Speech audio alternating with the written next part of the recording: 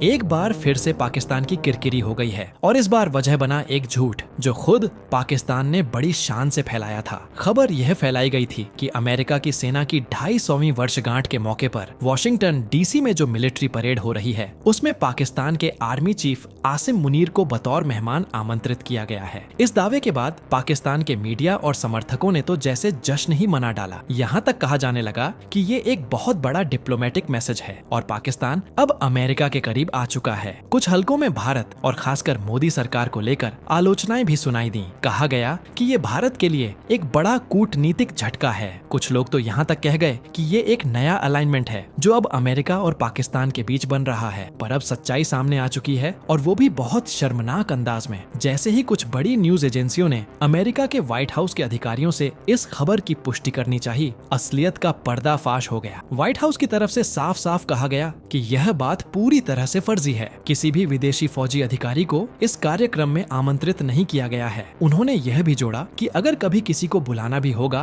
तो हम किसी राजनीतिक नेता को आमंत्रित करेंगे, न कि किसी विदेशी सैन्य प्रमुख को। यानी जिस खबर को लेकर पाकिस्तान अपनी पीठ थपथपा रहा था वह महज एक कल्पना निकली। और इससे बड़ी फजीहत और क्या हो सकती है कि दुनिया के सामने खुद ही अपने झूठ का भंडाफोड़ करवा बैठे। पाकिस्तान के लिए यह केवल एक झूठ नहीं बल्कि एक और राजनयिक तमाचा साबित हुआ है। इस तरह की बातें जब अंतर्राष्ट्रीय मंचों पर उजागर होती हैं तो सिर्फ सरकार की ही नहीं पूरे देश की साख पर असर पड़ता है। अब सवाल यह उठता है कि जब कोई आधिकारिक निमंत्रण था ही नहीं तो इस तरह की झूठी खबर फैलाने की जरूरत ही क्यों पड़ी? क्या सिर्फ देश की जनता को यह दिखाने के लिए कि पाकिस्तान अब एक वैश्विक शक्ति के तौर पर उभर रहा है? अगर ऐसा है तो फिर यह धोखा सिर्फ बाहरी दुनिया से नहीं अपने ही नागरिकों से भी है। अब जब सच सामने आ गया है तो पाकिस्तान के भीतर भी काफी गुस्सा है। पाकिस्तान डायस्पोरा भी इससे निराश है और कई लोग अब आसिम मुनीर को हटाने की मांग कर रहे हैं। एक बात तो तय है, यह पूरा मामला दिखाता है कि पाकिस्तान किस हद तक अपनी छवि सुधारने के लिए झूठ का सहारा लेने लगा है। मगर यह भी सच है कि सच्चाई ज्यादा दिन छिप नहीं सकती और जब सामने आती है तो बहुत ज्यादा नुकसान कर जाती है। जैसा कि इस बार हुआ, पाकिस्तान ने एक बार फिर हवा में महल बना लिया और दावा कर डाला कि अमेरिका की 250वीं वर्षगांठ के मौके पर वॉशिंगटन डीसी में होने वाली आर्म्ड फोर्सेस परेड में जनरल आसिम मुनीर को बतौर स्पेशल चीफ गेस्ट बुलाया गया है। यह बात ऐसे फैलाई गई मानो वाकई अमेरिका और पाकिस्तान के रिश्तों में कोई नई सुबह आ गई हो। खास बात यह रही कि इस दावे में ट्रंप प्रशासन का नाम जोड़कर उसे और ज्यादा विश्वसनीय बनाने की कोशिश की गई। लेकिन जैसे ही बात आगे बढ़ी पूरी दुनिया में हंगामा मच गया। इस अफवाह का सबसे ज्यादा गुस्सा अमेरिका में रह रहे पाकिस्तानी अमेरिकन समुदाय में देखने को मिला। ये वही लोग हैं जो इमरान खान के प्रबल समर्थक हैं और आसिम मुनीर को पाकिस्तान के लिए सबसे बड़ा खतरा मानते हैं। उनका मानना है कि इस व्यक्ति ने सिर्फ पाकिस्तान की डेमोक्रेसी को तबाह नहीं किया बल्कि देश की अर्थव्यवस्था को भी गर्त में पहुंचा दिया। इतना ही नहीं,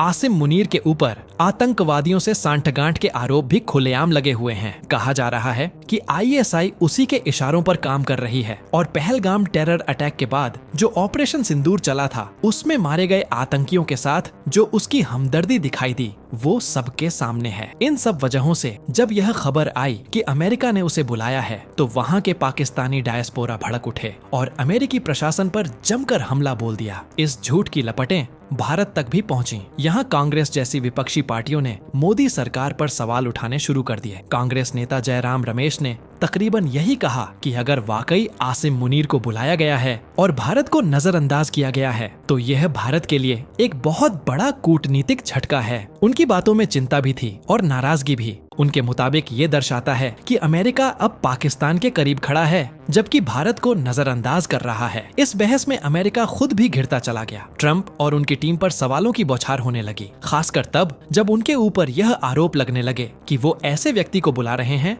जो खुलेआम टेररिस्ट्स का समर्थन करता है, भारत को धमकियां देता है और लोकतंत्र का दुश्मन है। आखिरकार इस सारे बवाल के बीच जब व्हाइट हाउस के कुछ अधिकारियों ने खुद कैमरे के सामने आकर साफ किया कि न तो किसी भी विदेशी मिलिट्री लीडर को बुलाया गया है और न ही ऐसी कोई योजना है, तब जाकर मामला शांत हुआ। उन्होंने साफ तौर पर कहा कि अगर कोई बुलावा भेजा भी जाएगा तो वो किसी राजनीतिक नेतृत्व को जाएगा, न कि किसी सैन्य प्रमुख को। असल में अमेरिका को भी यह समझ में आ गया कि इस तरह की अफवाहों ने उसे एक ऐसी जगह ला खड़ा किया है जहां उसका उद्देश्य और छवि दोनों ही सवालों के घेरे में आ चुके हैं। और शायद इसी वजह से इतनी साफ गोई के साथ उन्होंने सामने आकर यह स्पष्ट किया कि यह सब महज एक झूठी कहानी थी, एक बबल जो पाकिस्तान ने खुद अपने लिए खड़ा किया और अब वहीं फूट गया है। जो कुछ भी हुआ उससे यह साफ है कि सिर्फ सच्चाई की ताकत ही टिकती है, चाहे वह कितनी भी देर से सामने आए। और जो देश झूठ का सहारा लेकर अपनी प्रतिष्ठा बनाना चाहते हैं, वे अंततः खुद ही अपने जाल में फंस जाते हैं। जब अफवाहें परों के सहारे उड़ती हैं, तो सच्चाई को जमीन पर उतारने का काम खुद समय करता है। पाकिस्तान ने एक बार फिर अपनी कल्पनाओं की पतंग उड़ाई और दावा किया कि अमेरिका की 250वीं वर्षगांठ के अवसर पर वॉशिंगटन डीसी में जो परेड हो रही थी, उसमें जनरल आसिम मुनीर को बुलाया गया है। ये बात ऐसे फैलाई गई मानो खुद ट्रंप ने फोन करके उन्हें न्योता भेजा हो। लेकिन जैसे ही ये खबर हवा में गई, उसी रफ्तार से धूल भी चाट गई। व्हाइट हाउस के अफसरों ने खुलकर कहा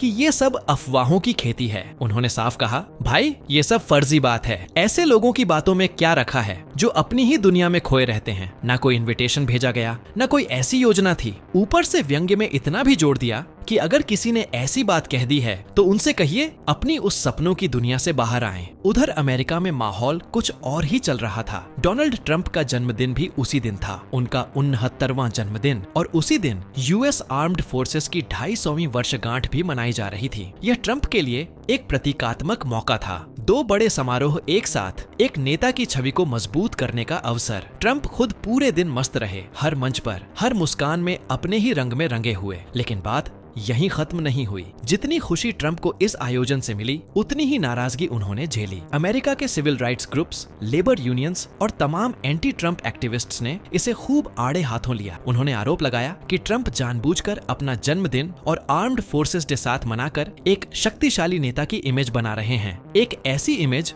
जो लोकतंत्र के लिए खतरा बन सकती है। उनके मुताबिक ये सब ऑथोरिटेरियन टेंडेंसी की झलक है। वो ट्रंप जो धीरे धीरे एक बेहद सख्त और सेंट्रलाइज्ड ताकत वाले नेता के रूप में खुद को दिखाना चाहते हैं। इस आयोजन ने उन्हें एक मौका दिया, लेकिन उसी आयोजन ने उन्हें आलोचनाओं के घेरे में भी खड़ा कर दिया। तो बात साफ है, एक तरफ पाकिस्तान अपनी झूठी कहानी से अंतरराष्ट्रीय मंच पर खुद को हास्यास्पद बनाता रहा, दूसरी तरफ ट्रंप ने अपने जन्मदिन को भी राजनीतिक रणनीति में बदल दिया। लेकिन हर रणनीति हर बार काम नहीं आती, और यही बात दोनों ही मामलों में साफ दिखी।